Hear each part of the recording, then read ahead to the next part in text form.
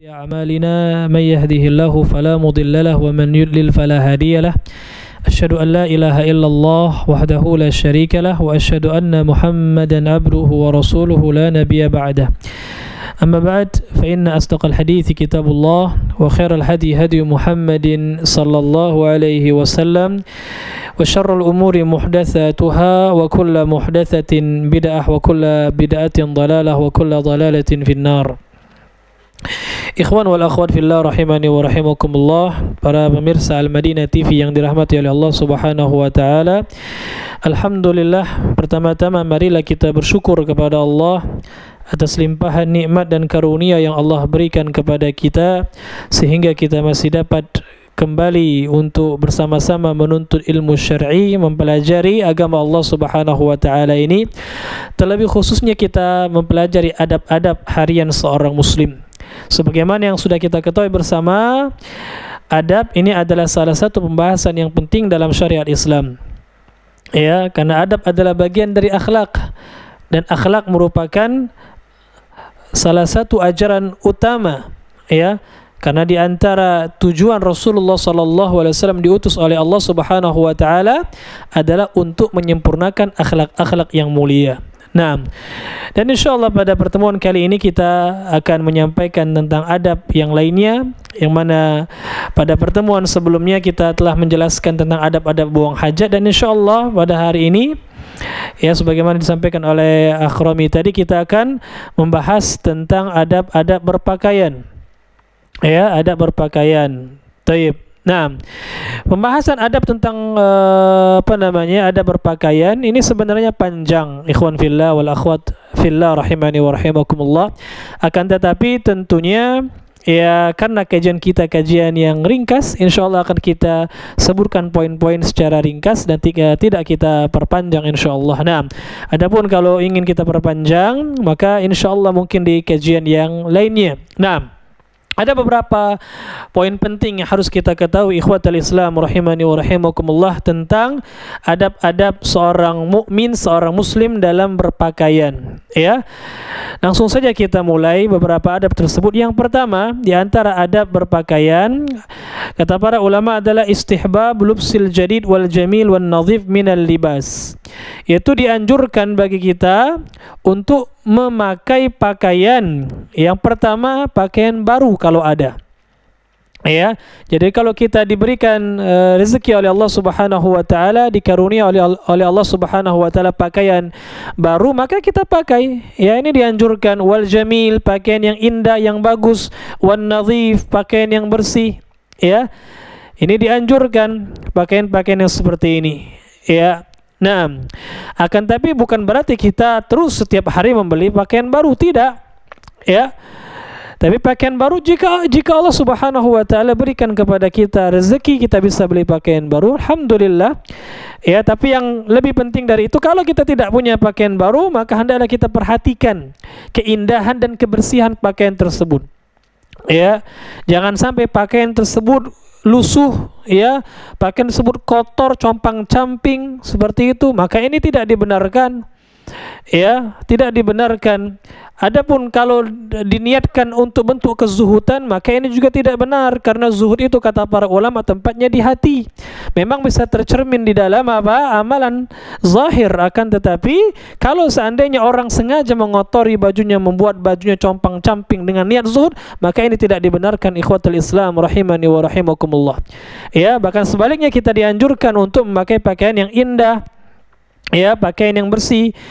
Dalam sebuah hadis Rasulullah bersabda, innallaha jamilun yuhibbul jamal. Allah itu maha indah dan menyukai yang indah-indah, ya. Innallaha jamilun yuhibbul jamal. Jadi Allah menyukai keindahan. Tayyib, dalam hadis yang lain Rasulullah mengatakan at-tahur syatrul iman, kesucian itu bagian dari keimanan, ya.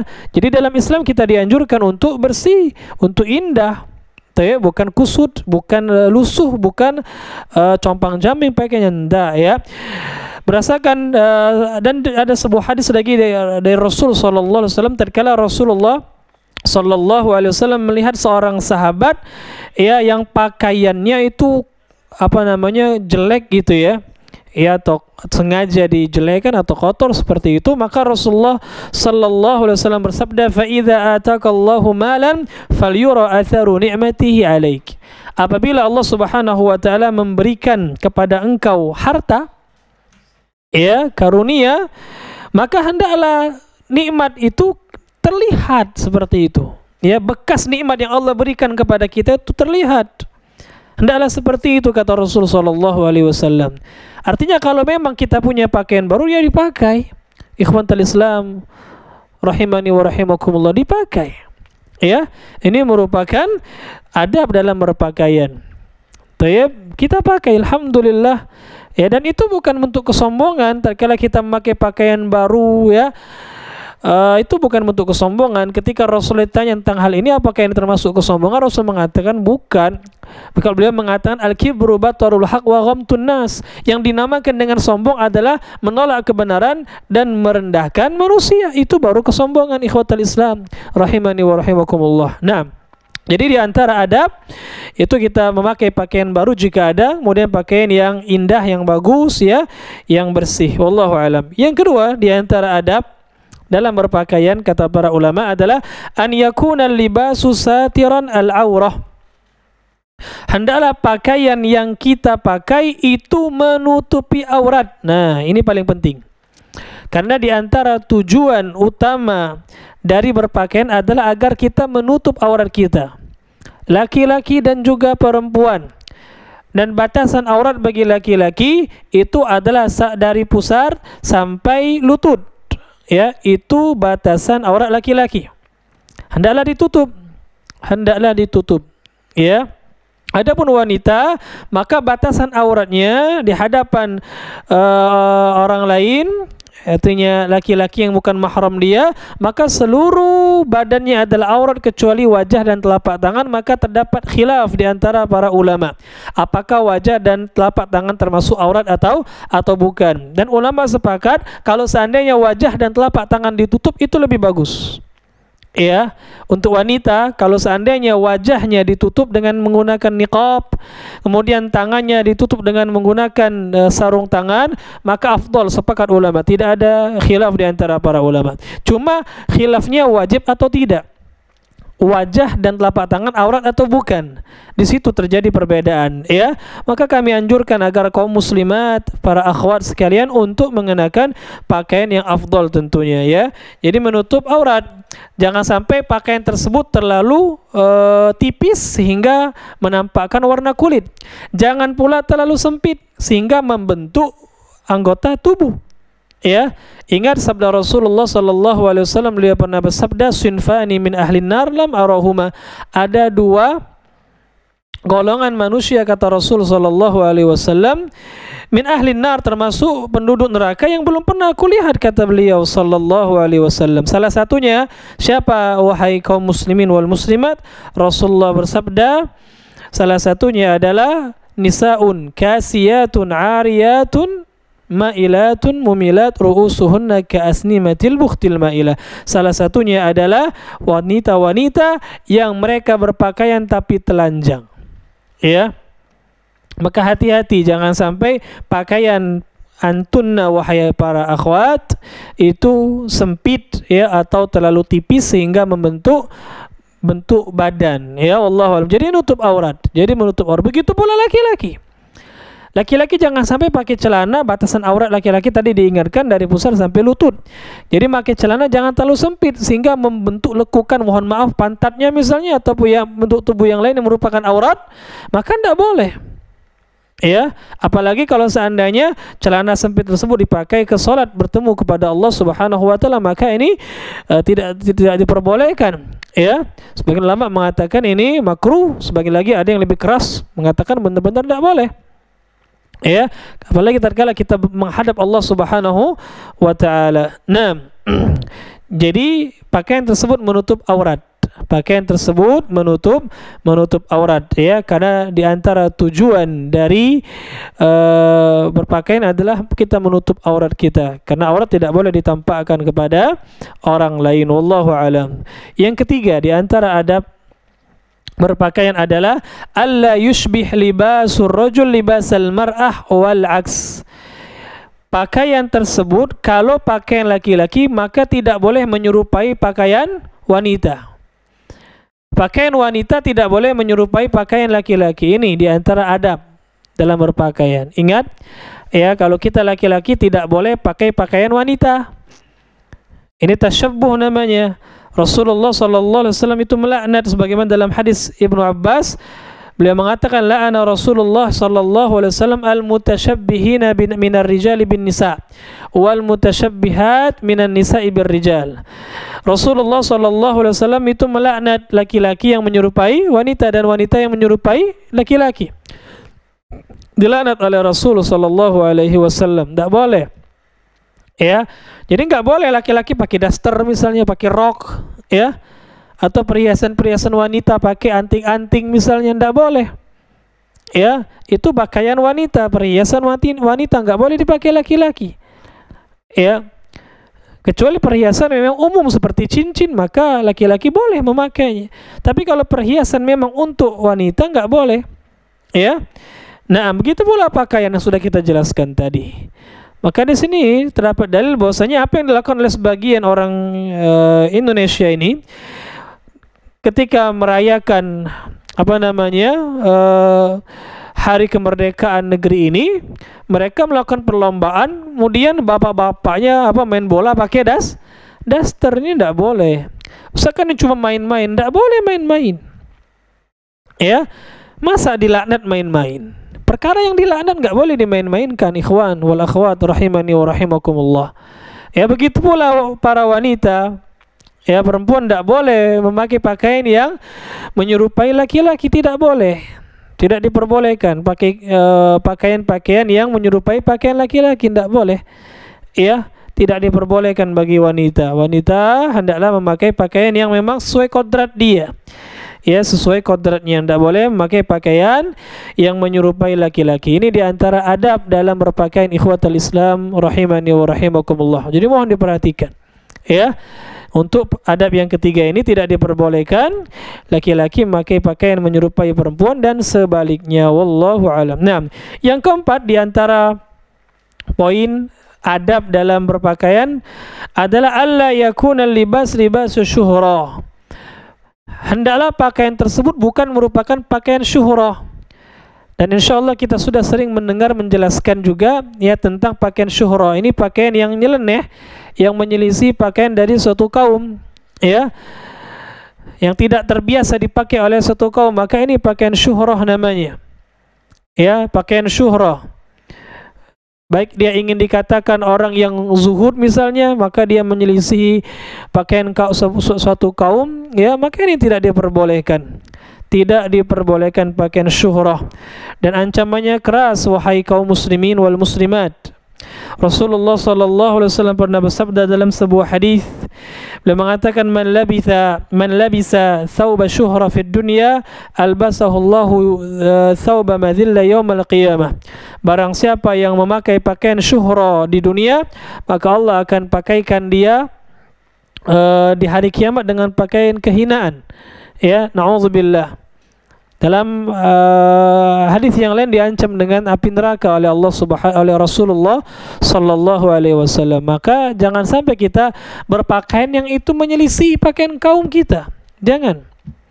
Ya, maka mohon diperhatikan. Kalau seandainya pakaian tersebut belum ma'ruf, belum terbiasa dipakai di kampung kita, enggak usah dipakailah.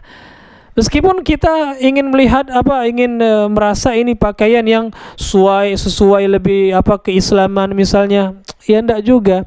Karena dalam Islam itu pakaian itu dikembalikan kepada adat setempat. Ya, selama memang pakaiannya tidak menyelisih syar'i, alhamdulillah boleh. Maka misalnya kalau seandainya di satu tempat belum ma'ruf memakai sorban, ya, kalau seandainya dipakai sehingga menimbulkan fitnah, maka tidak usah dipakai. Begitu pula pakaian jubah misalnya, kalau di satu tempat belum ma'ruf, ya ingat, kalau di satu tempat belum ma'ruf, ya, tapi di Indonesia alhamdulillah sudah ma'ruf. Di Indonesia alhamdulillah sudah ma'ruf. Tapi kalau belum ma'ruf, lebih baik ditinggalkan. Ya. Karena dikhawatirkan masuk dalam pakaian syuhrah. pakaian syuhrah, maka mohon diperhatikan agar kita berpakaian sesuai dengan pakaian adat setempat saja selama tidak menyelisih syar'i. Jelas, selama tidak menyelisihi syariat. Wallahu alam. Nah, selanjutnya yang kelima di antara adab dalam berpakaian, ikhwatal iman rahimani wa rahimakumullah, alla yakuna libas bihi tasawir awis sulban. Pakaian yang dipakai tersebut tidak ada gambar makhluk hidupnya. Ini penting. Ya.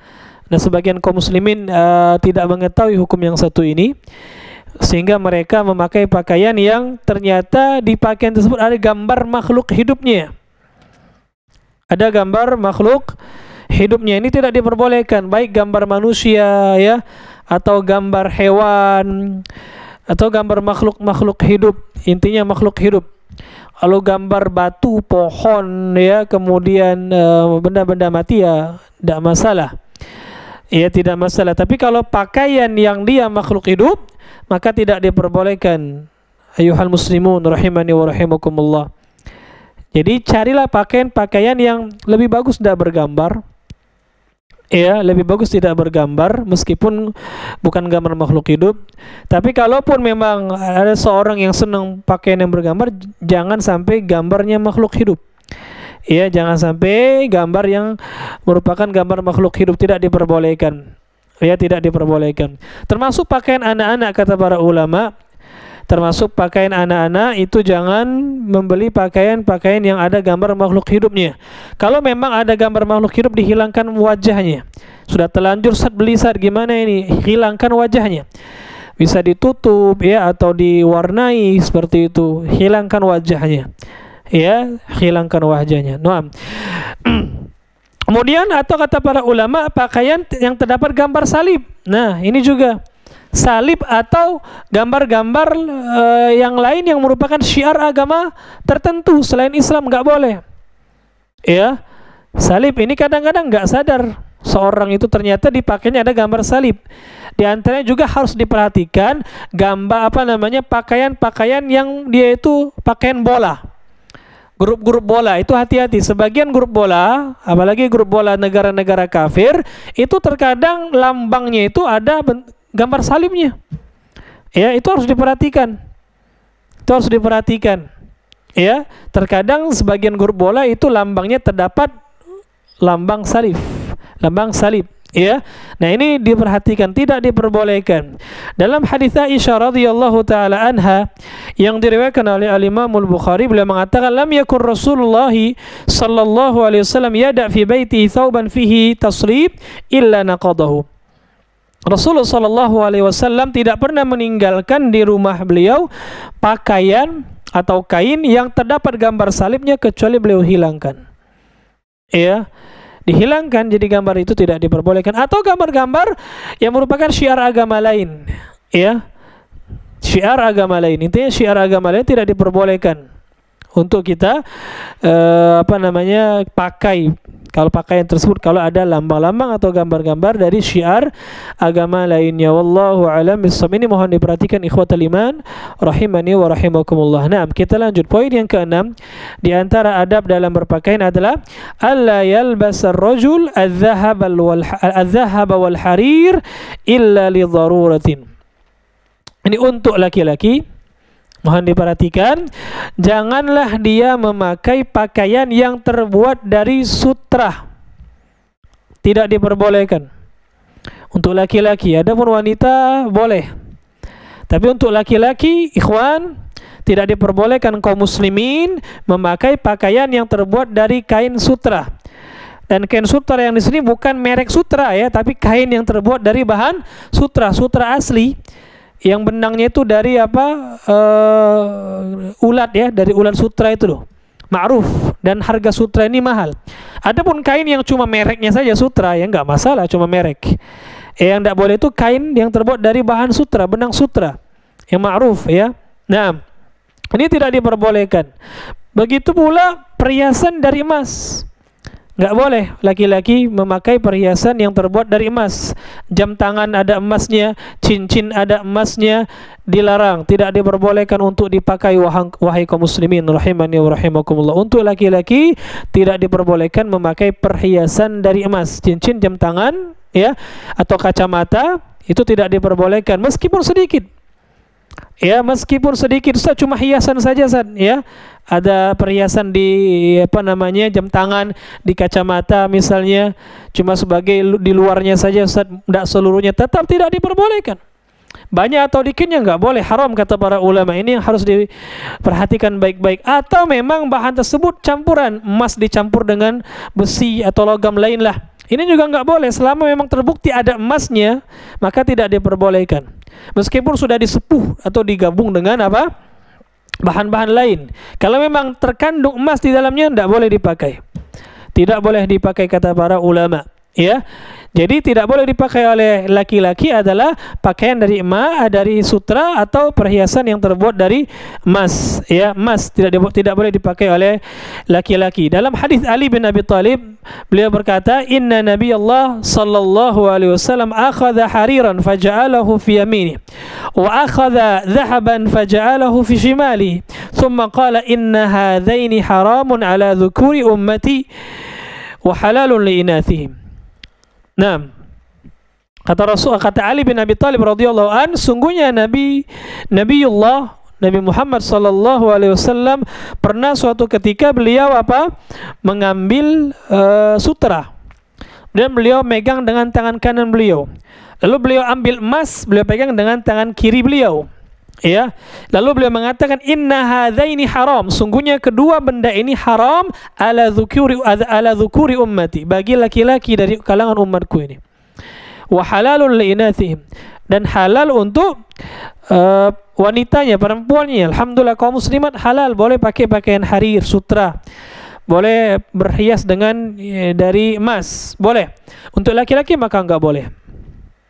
Ya, dan ini sepakat ulama, tidak boleh laki-laki memakai pakaian sutra, begitu pula tidak boleh memakai perhiasan dari emas, ya. Kata ulama, kecuali kalau darurat. Dalam keadaan darurat, ada seorang laki-laki yang kalau dia pakai baju dari bahan lain selain sutra, gatal-gatal, ya. Jadi cocoknya dengan kain sutra, ya. Seperti itu, ini diperbolehkan sebagaimana Rasulullah pernah mengizinkan kepada sahabat Abdullah bin Zubair dan Abdurrahman bin Auf. Rasulullah membolehkan dua sahabat tersebut untuk memakai pakaian dari sutra. Kenapa? Karena beliau berdua tersebut terserang atau terkena penyakit gatal, ya. Kalau nggak pakai sutra maka gatal-gatal. Boleh, ini darurat, ya. Sebagaimana juga Rasulullah pernah mengizinkan seorang sahabat untuk memakai hidung palsu dari emas, ya, karena nggak cocok dengan bahan lain, cocoknya dengan emas, maka ini darurat, maka diperbolehkan kata para ulama. Tapi kalau tidak ada alasan darurat, maka tidak diperbolehkan laki-laki memakai kain sutra atau memakai emas, seperti itu, ya. Ini yang harus diperhatikan, wallahu alam bissawab. Kemudian ada berikutnya yang ketujuh. Di antara adab-adab berpakaian, ikhwatal iman rahimani wa rahimakumullah, alla yutila ar-rajul thawbahu bihaitsu yujawiz al-ka'bain. Hendaklah seorang laki-laki tidak memanjangkan pakaiannya melebihi kedua mata kaki. Nah, ini penting, ya. Jangan sampai melebihi dua mata kaki. Pakaian seorang laki-laki tidak boleh di bawah mata kaki, ya, baik itu celana atau jubah atau sarung, ya, tidak boleh melebihi kedua mata kaki. Hukumnya adalah terlarang dan haram. Dalam sebuah hadis yang diriwayatkan oleh Al-Imam Al-Bukhari, Rasulullah sallallahu alaihi wasallam pernah bersabda, "Ma asfalal ka'baini minal izar fa finnar." Setiap pakaian yang di bawah mata kaki, ya, di bawah mata kaki, fa finnar, maka tempatnya di neraka, kata Rasulullah sallallahu alaihi wasallam. Jadi enggak boleh. Dalam hadis yang lain Rasulullah bersabda, "La yanzurullahu yaumal qiyamah ila man jarra thawbahu aw izarahu batara." Allah subhanahu wa ta'ala tidak akan melihat, memandang orang yang menjulurkan sarungnya atau pakaiannya karena kesombongan. Di hari kiamat Allah nggak lihat orang ini. Ya, orang yang menjulurkan pakaiannya di bawah kedua mata kaki, Allah nggak akan lihat dia di hari kiamat. Dalam hadis yang lain Rasulullah bersabda, "Iyyaka wa jarra al-izar, fa inna jarra al-izar minal makhilah." Hati-hatilah engkau jangan sampai menjulurkan sarung. Karena menjulurkan sarung di bawah kedua mata kaki itu salah satu bentuk kesombongan, kata Rasulullah sallallahu alaihi wasallam. Jadi enggak boleh. Dan hukumnya haram, terlarang wahai kaum muslim untuk laki-laki. Jadi ya di atas kedua mata kaki, jangan sampai di bawah kedua mata kaki, itu untuk laki-laki. Adapun wanita maka tidak masalah. Ya, memang seharusnya wanita itu pakainya di bawah kedua mata kaki agar tertutup. Ya, agar tertutup kakinya ya. Karena kaki perempuan itu kan aurat. Ya. Kaki perempuan merupakan aurat. Jadi ini mohon diperhatikan. Jadi untuk laki-laki itu hendaklah di atas kedua mata kaki, kalau perempuan maka tidak masalah ya. Karena memang kaki bagi wanita itu adalah aurat ya, yang harus ditutup. Wallahu a'lam bissawab. Nah, kita lanjutkan ke adab yang berikutnya, yang ke-8. Di antara adab dalam berpakaian adalah, kata para ulama, istihbabul bada'i bil yamin fil libasi wa nahwi. Yaitu hendaklah kita mendahulukan anggota yang sebelah kanan, tubuh yang sebelah kanan ketika berpakaian. Ya, ketika berpakaian kita dahulukan anggota tubuh yang sebelah kanan. Kalau pakai baju sebelah kanan dulu, tangan kanan dulu. Kalau pakai celana sebelah kanan dulu. Begitu pula kalau kita mengenakan sandal ya, kita dahulukan yang sebelah kanan. Dalam hadis Aisyah radhiyallahu taala anha, beliau pernah mengatakan, "Kana Rasulullah sallallahu alaihi wasallam yuhibbu tayammun fi tana'ulihi wa tarajjulihi wa tahurihi wa fi sya'nihi kulli." Dahulu Rasulullah sallallahu alaihi wasallam itu sangat senang dengan anggota tubuh yang sebelah kanan. Maksudnya mendahulukan anggota tubuh yang sebelah kanan dalam setiap keadaan, dalam setiap urusan beliau. Ketika beliau pakai sendal, ketika beliau nyisir rambut, ketika beliau bersuci fituhurihi ya. Jadi sangat dianjurkan untuk mendahulukan anggota tubuh yang sebelah kanan. Ya, mendahulukan anggota tubuh yang sebelah kanan. Ikhwatal iman rahimani wa rahimakumullah. Nah, ini di antara adab dalam berpakaian. Kemudian yang berikutnya, yang ke-9 di antara adab berpakaian, kata para ulama, adalah wa yustahabbu liman labisa thawban jadidan an yaqul. Dan untuk orang yang memakai pakaian baru ya, maka disunnahkan bagi dia untuk berdoa, bersyukur kepada Allah Subhanahu wa taala dengan mengucapkan alhamdulillahilladzi kasani hadza thawba wa razaqanihi min ghairi haulin minni wala quwwah. Jadi kalau kita diberikan pakaian yang baru oleh Allah Subhanahu wa taala, diberikan rezeki ya memakai pakaian yang baru, kita membaca doa ini, alhamdulillahilladzi kasani hadza thawb wa razaqanihi min ghairi haulin minni wala quwwah. Nah, kemudian yang ke-10 di antara adab dalam berpakaian, ikhwatal iman, adalah disunnahkan untuk memakai pakaian yang berwarna putih. Berdasarkan sabda Rasulullah, ilbasu min thiyabikumul bayad fa innaha min khairi thiyabikum. Kata Rasulullah, pakailah pakaian berwarna putih, karena pakaian yang berwarna putih merupakan pakaian yang terbaik.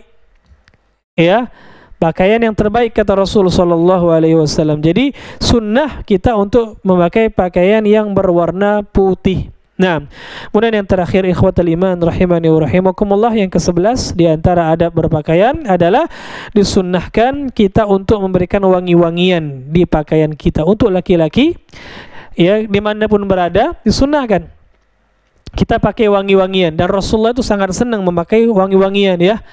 Di pakaian atau di badan kita pakai ya, di pakaian kita pakai wangi-wangian. Alhamdulillah, apalagi ketika kita mau sholat ya di hari Jumat, itu sangat dianjurkan kita untuk memakai parfum, minyak wangi ya, wangi-wangian. Adapun untuk wanita maka disunnahkan di rumah ya untuk memakai wangi-wangian untuk suaminya, Kalau sudah punya suami, kalau belum punya suami ya di rumah. Kalau keluar maka nggak boleh.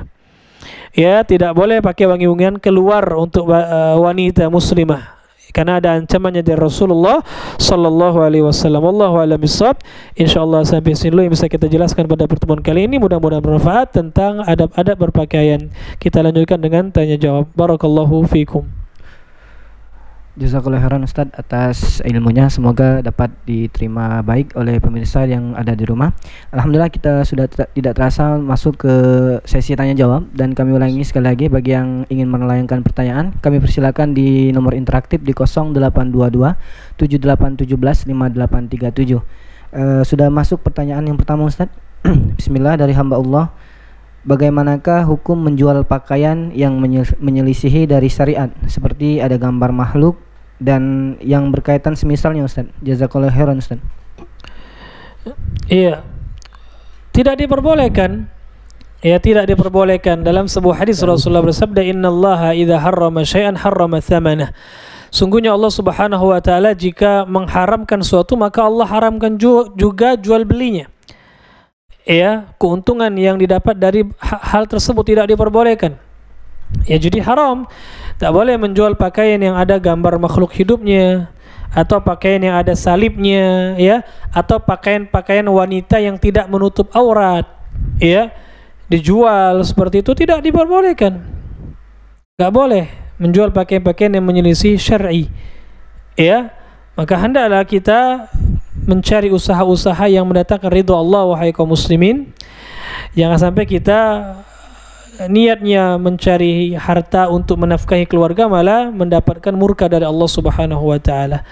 Ya, kata Rasulullah sallallahu alaihi wasallam, "Khudhul halal wa da'ul haram fa'ajmilu fit talab." Ya, berbuat baiklah dalam mencari rezeki. Kata Rasulullah, caranya gimana? Ambil yang halal, tinggalkan yang haram. Allahu a'lam. Maka enggak boleh menjual pakaian yang menyelisih syariat. Naam, barakallahu fikum. Jazakallahu khairan Ustaz atas jawabannya. Semoga dapat didengar baik oleh pemirsa. Ini sudah masuk lagi dari WhatsApp dari Yuningsi dari Pramuli. Assalamualaikum warahmatullahi wabarakatuh Ustaz. Waalaikumsalam warahmatullahi wabarakatuh. Van Ustaz mau bertanya, bagaimanakah jika kita memakai minyak wangi dengan kadar alkohol tertentu untuk dibawa ke sholat atau ke masjid Ustaz? Jazakallahu khairan Ustaz. Iya, sekali lagi kalau untuk wanita tidak boleh dipakai keluar, ya, wangi-wangian tidak boleh dipakai keluar. Adapun untuk laki-laki, bagaimana hukum memakai wangi-wangian kalau mau ke masjid, keluar salat, ya, yang ada kandungan alkoholnya? Maka pembahasan ini pembahasan yang sebenarnya ya bisa dilihat dari beberapa sisi, ya.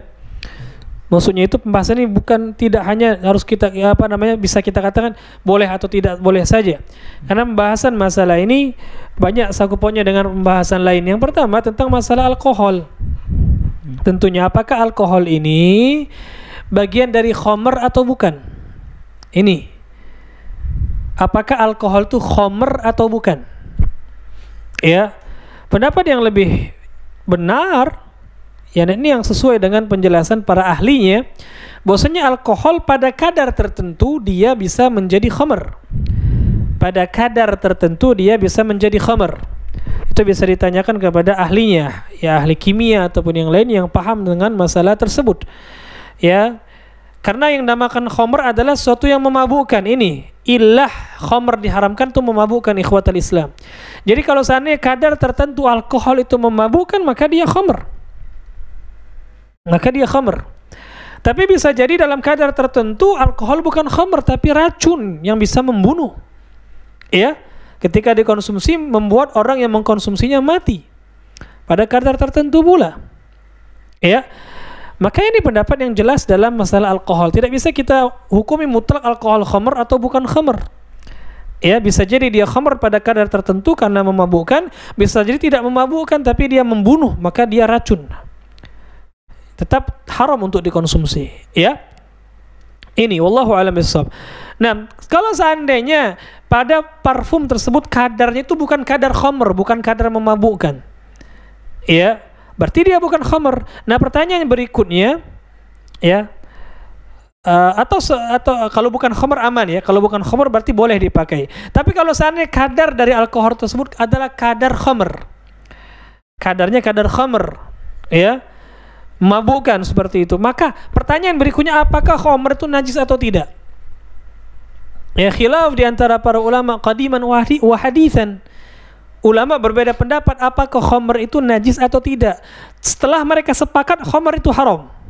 Khamr itu haram untuk dikonsumsi. Cuma apakah zatnya najis atau tidak? Artinya kalau terpegang sama kita, apakah kita wajib cuci tangan ketika mau sholat atau tidak? Ya, ini yang jadi pertanyaan. Khilaf ulama, jumhur mengatakan betul khamr itu najis zatnya. Sebagian ulama seperti Al-Imam Laits bin Sa'ad, ya, dan para ulama lainnya, dan ini pendapat yang diikuti oleh ulama-ulama mutaakhirin, ya, semisal Syekh Ibnu Utsaimin rahimahullah, beliau mengatakan bahwasanya khamr itu tidak najis. Memang haram kalau dikonsumsi, tapi zatnya enggak najis. Ya. Dan Allah alam, kalau saya lebih pribadi lebih merajikan pendapat bahwasanya tidak najis. Ya. Jadi baik alkohol itu kadar khamr ataupun kadar tidak khamr, maka boleh dipakai untuk sholat.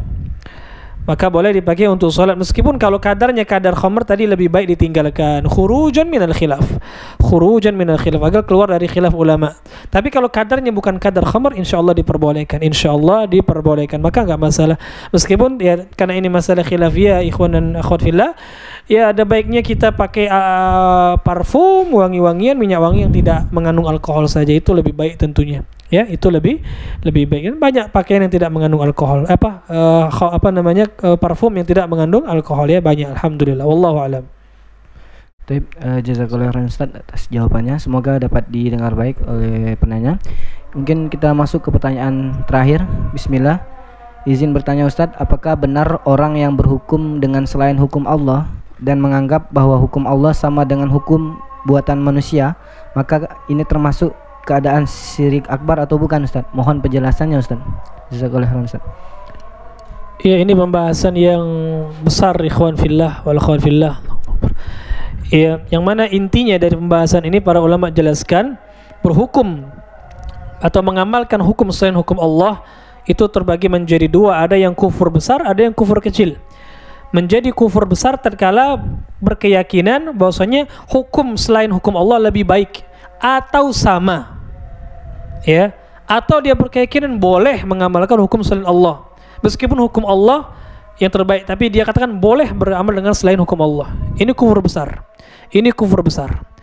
Ya, tapi kalau dia meyakini hukum Allah lebih baik, kemudian dia juga meyakini tidak boleh berhukum dengan selain hukum Allah, tapi dia terpaksa karena sistem yang telah terbangun dalam sebuah tempat, sebuah negara, maka ini kufur kecil, tetap haram, tetap dosa besar, karena kita wajib mengamalkan hukum Allah Subhanahu wa ta'ala. Ya, jadi ini kesimpulan yang ada dalam pembahasan ini, tapi ini bukan untuk dibahas oleh orang-orang yang baru belajar menuntut ilmu, enggak, dikembalikan kepada para ulama kibar.